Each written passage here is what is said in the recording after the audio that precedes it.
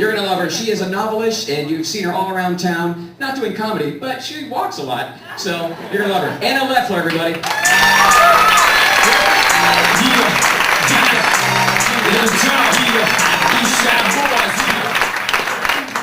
Thank you, Lou. I love starting out here and going. Well, I don't know about you guys, but I'm having an identity crisis. Has this ever happened to you? I don't know what's going on at my house during the day, but my TiVo has decided that I'm Japanese. And I'm really impressionable, so I think it must know something that I don't. So I'm going with it. You know, I'm trying it out. I've been wearing socks with my flip-flops.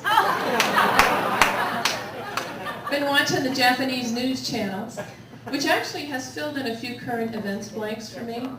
Turns out not all of the buildings in Tokyo were squashed flat by Godzilla. I'm a mom, and that's a big part of my identity. And when you're a mom, you tend to hang out with other moms. That's just kind of how it works. And that leads to a whole new identity problem for me because I don't have a tattoo.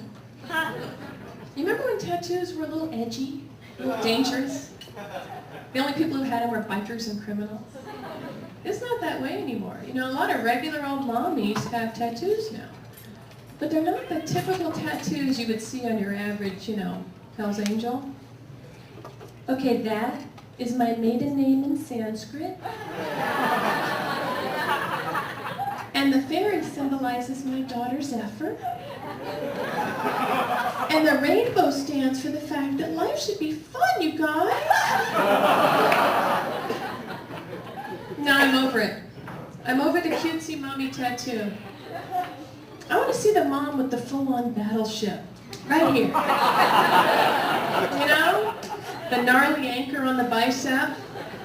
The bloody heart with the dagger through it that says, Fate! That's a tough mother. My policy is if you're going to be a bear, be a grizzly. Speaking of grizzly, another thing that would always send me into an identity spin was dating. I was a chameleon dater. Have you ever done this? Have you ever felt yourself morphing into the girl you sense your boyfriend wants you to be? You know? I would turn into rocker chick, you know, sporty chick, granola girl, Rastafarian girl. That one was hard. But that's why marriage is so great. You know, you don't have to pretend to be all these different people. You just have to pretend to be one person day after day after day. Not to be confused with the person you were pretending to be when you got engaged, right? Easygoing girl. Remember how cute it was the way your fiancé loved to play foosball on his little foosball table all the time? All the time! And then you get married. Honey, where's my foosball table? Well, you were right there with me when we registered for the hacksaw, so I don't understand the question. Now, looking back on my first marriage, it turns out that my husband at the time was also pretending to be the person that I wanted him to be.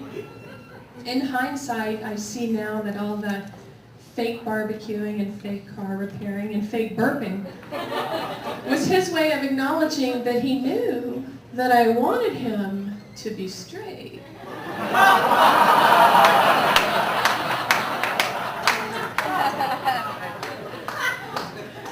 Looking back, I think my identity problem started years ago. I grew up in Texas. And thank you. Right on. I grew up in Texas, and when I was in junior high, I got my first CD radio. Remember those? This was a big deal. Because you remember junior high. Lord, it sucked. It was so bad. You had those days when nothing went right. Your hair feathered the wrong way. Nobody wanted to be your square dance partner. Yeah, well, those are the days when I would go home and get on my CD and talk to truckers. Well, first I had to have a handle, you know, a CD name. So being in 7th grade at the time, I picked the name of my favorite candy, Tart and Tiny. And you know what? A lot of long-haul truckers like that candy too. Go figure. So I'd get home from school and I'd fire up the old CB. Breaker, breaker, this is Tart and Tiny at the home 20 looking for a good buddy with ears on. Come on back. And you know, truckers get a bum rap because they are about the friendliest people you will ever talk to. So much easier to talk to than those junior high boys. I think it's because they take a personal interest, you know, asking me what I'm wearing, what the name of my street is, if I have a little sister. You know, it's sweet. It's sweet. We love watching our kids try on their different identities as they're growing up. Our son is 7, he's in 1st grade, and he has picked up a habit of school and air quoting me when he talks to me. So I marched into the kitchen the other night and he said, "Hey Mom, what's for dinner?" "I don't know, ask your father."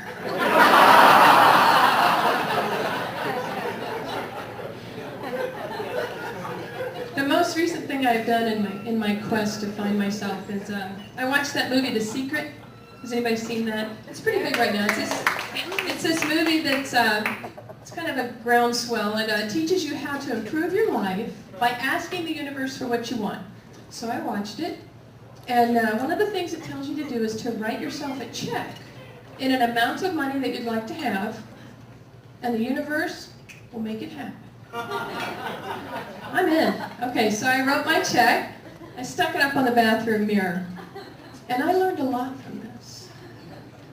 Mainly that if you're going to put the check up where your husband can see it, it probably should not be in the exact amount of his life insurance policy.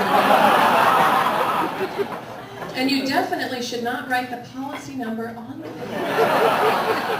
with a red Sharpie. And Anna Lefler, you guys have been great.